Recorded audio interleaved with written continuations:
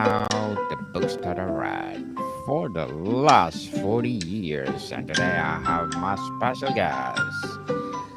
She's a podcast host and, of course, a coach too, no other than Miss Melissa Armstrong.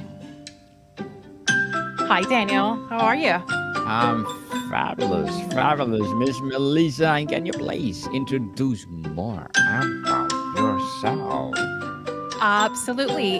So I've been a CPA, certified public accountant in the United States for 21 years. The past 10 or so years, I have been supporting businesses, small to medium sized businesses, where with their accounting and finance needs.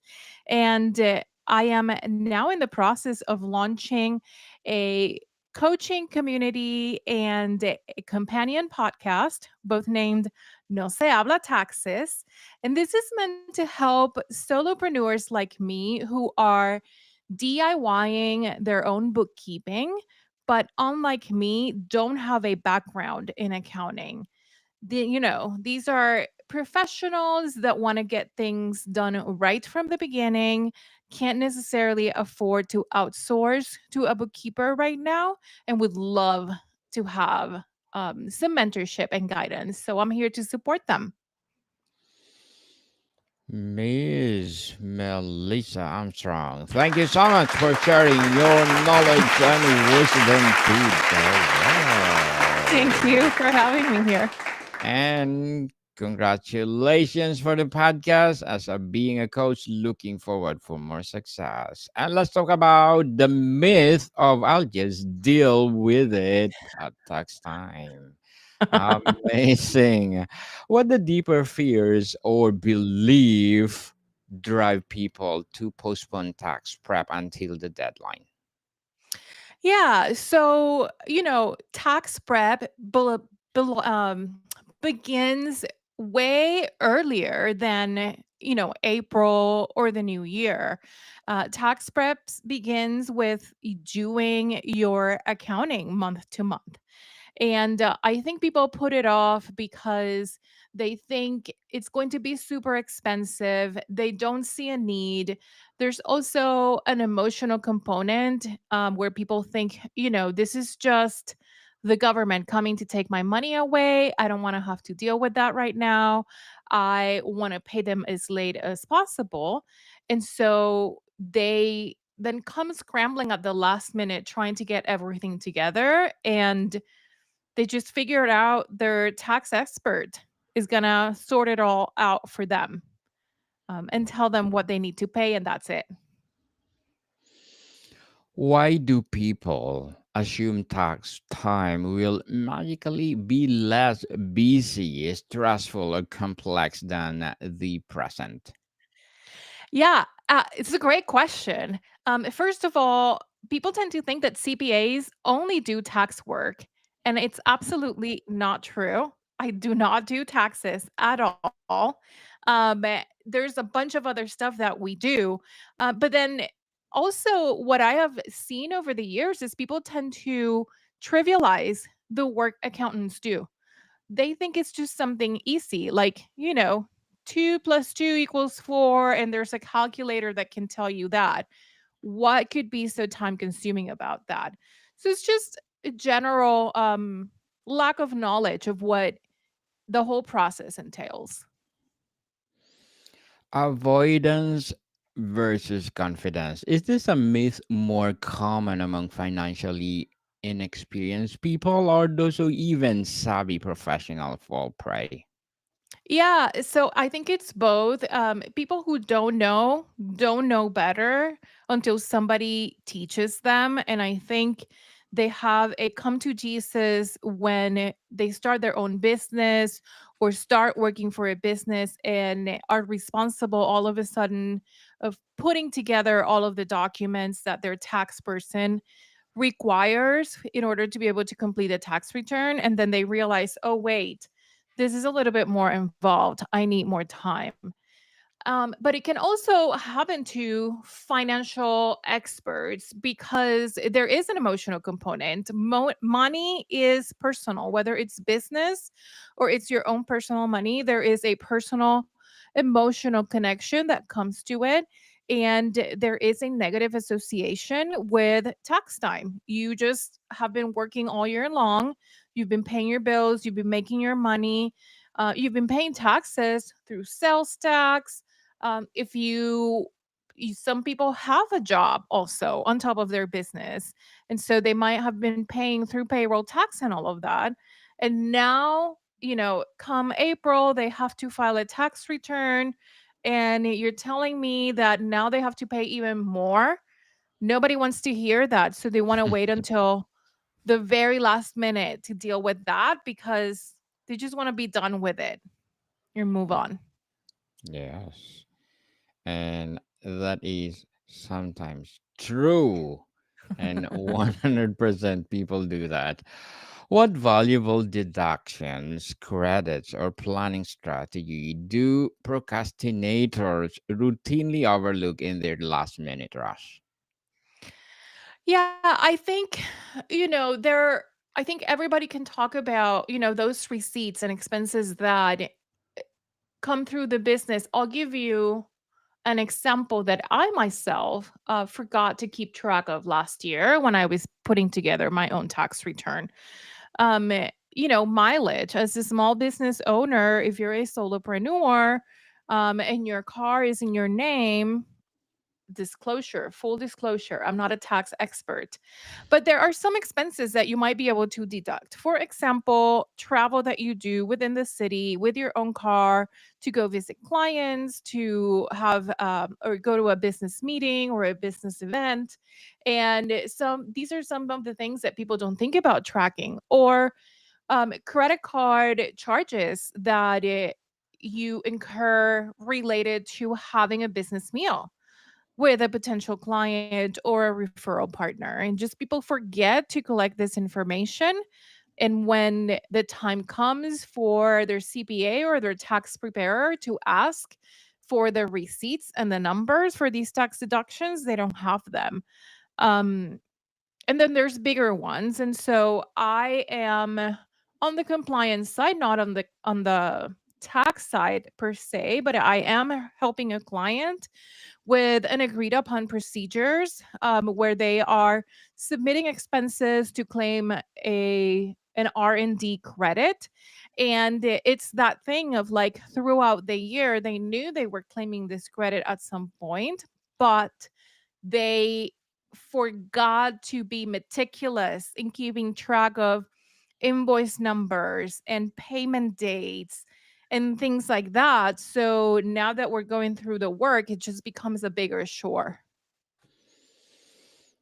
A bigger shore, for sure. How Mhm. does the looming dread of unfinished taxes impact mental health, focus, and productivity throughout the year? Everybody is going to be impacted by this. The taxpayer, because now they are, you know, it's a time crunch if they left it for the very last minute to pull up all of the information that they needed, and then God forbid they have to pay. If they were not staying on top of their accounting, where they could have a conversation with their tax expert to say, hey, this is how much money I have been making throughout the year, so that their tax expert can tell them, this is how much money you need to save to pay on taxes at the end of the year, or even throughout the year. If they don't do that, they can be hit with a surprise tax bill. And that can be also compounded by interests and penalties because they could have neglected paying estimated taxes throughout the year just because they didn't know they had to. So, at tax time, that compounds in the stress. And then throughout the year, because it's not just income tax that businesses are exposed to, there's payroll tax. And it's, a big component of their cash flow management.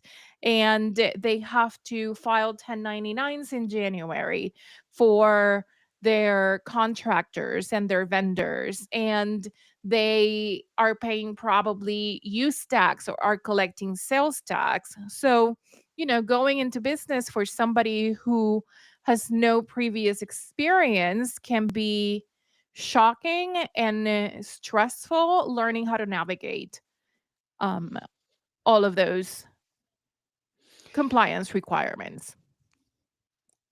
How does last minute filing increase errors, audit risks, or poor financial choices? Well, yeah. And it's so at the last minute, first of all, if you come during busy season to your tax expert saying, I need you to file my tax returns, and let's say you, for whatever reason, cannot extend, your tax preparer fees are going to go up. If when you come to them, your accounting books are not ready, they're either going to tell you they can't do it, or they're going to charge you the hourly tax preparer rate, which is way higher than an accountant. So that is going to make the process more expensive for you. If you try to do it yourself, what are the chances that you're going to forget things? I have seen clients that halfway through the year switched bank accounts, did not keep up with their accounting on time, did not have the foresight that they could need to go back to those bank statements, or maybe it was a credit card, to pull historical information during tax time. And so there could be a huge chunk of expenses that they missed. Um, Also, they could have deposits that are hitting their bank account, but they didn't keep records. And these deposits could be related to investments that they made themselves, or money that they lent to the business, or that a third party could have been a private lender or something. But because they didn't keep records, now they're paying income tax on it because their tax accountant doesn't know, right? Yes. Miss Melissa, what are the three, two to four critical items should someone review quarterly to prevent year end chaos? Absolutely. So, depending on the size of your business, I would say you should be looking at your financials at least quarterly. And that is going to be your balance sheet. And this is a statement that shows you how much money you have, how much money you owe, and what's left after all of your vendor obligations. And then you want to look at your profit and loss so that you understand whether your business is being profitable or not. Is it worth your time? Do you need to course correct because maybe your margins are not enough? If you're selling product, maybe you're not charging enough. It's costing you too much to create that product or to deliver it to your customers. And then more frequently, you should be looking at cash. Right now, the situation we are in the economy, I'm seeing with the clients is that everybody is paying closer attention to their cash. And when in the past they would look at how much money they had and how long that was going to last them, they would look at it on a monthly basis. Now people want to look at it on a weekly basis because they need to be able to make quicker decisions. So it all depends on the stage of business where you are. Some mature businesses can be looking at cash now for the first time in a couple of years on a more recurring basis, but then very early startups who rely on third party service providers to in turn be able to support their own customers might be strained in cash. And while they get going, they might need to be looking at that on a weekly basis so that they can keep up with their obligations and also make sure that they are collecting from their clients on a timely basis. Miss Melissa, as a podcast host and as a coach, what are your short term and long term goals? Absolutely. So, my podcast, No Se Habla Taxes, is coming out July 9th. I'm very excited about this. In my podcast, I'm going to be sharing the behind the scenes of what it looks like for an accountant who is starting her business. My business is about to turn 1 year old. What it looks like for me to be doing my own bookkeeping, the whole behind the scenes. It's going to be a little bit of humor, a little bit of confessional, and I'll be dropping some tips and tricks for solopreneurs to be able to implement in their own bookkeeping. And then in late August, beginning of September, my coaching program is launching where I'm going to walk businesses that either have never established their books in a proper system like QuickBooks. I'm going to walk them through it so they can get started off on the right foot. And on a monthly basis, I'm going to support them with accountability calls and office hours and tips and tricks so that they can stay on top of those numbers. And, there might be other businesses or business owners that have been doing it for a while. Um, they have a little bit more traction in their bookkeeping, but they still want to have a professional guide them. I'm also going to open a space in my coaching program to support those people as well. Good luck to your goals, Miss Melissa, Thank you. and looking forward for more success. Thank you. And no se habla taxes soon, Nope. people. Please do listen and support Miss Melissa. And Yes, what will be please. your piece of advice for those people out there want to be like you? I want to be coach, want to be a podcast host. Just go for it. Identify what your why is, because that's going to be the thing that's going to ground you while you're doing the work. Entrepreneurship is no walk in the park, but if I'm doing it, anybody can do it. The thing that I hold on to is what my why is. Just helping, in my case, helping people understand their finances and take control of their businesses. Yes, people. And thank you for your advice, Miss Melissa. And Thank can you. you please recommend a book that influenced your journey? Absolutely. I'm such a nerd. So I'm a fan of urban fantasy. And if you have not heard of Patricia Briggs, she's pretty famous. She writes the Mercy Thompson series. Mercy is her main character, and she is a were coyote, half Native American, and she grew up among werewolves. And the reason I like it and it has impacted me, it's because she talks about the dynamics in a werewolf pack where the pack can only relax and function properly if their leader is grounded and clear in the direction that the whole group is taking.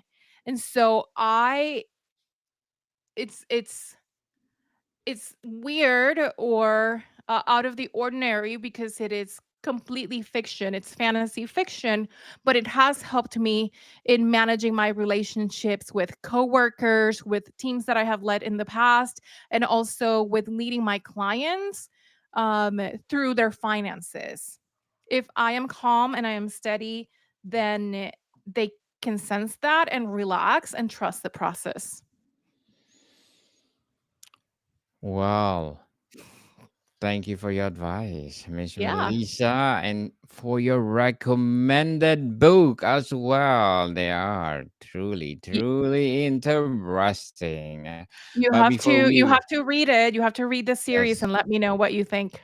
yes, for sure. But before we wrap up our discussion for today, I'm inviting you to please do listen to my other podcast, people. My other podcast, because my abstract essay is already in fifth season, abstract poetry in second season, and book 101 review in fifth season too, comedy 101 in second season, and my food 101 in fifth season as well, geography 101 in fourth season, and my baby podcast law 101 and mental health 101 Love Letters in a third season, and my movie 101 review and music 101 in its fourth season, and Science 101 and Sex 101 in its first season. Please listen to them wherever you listen your podcast. Miss Melissa, what is the biggest misconception about tax procrastination you want to shatter?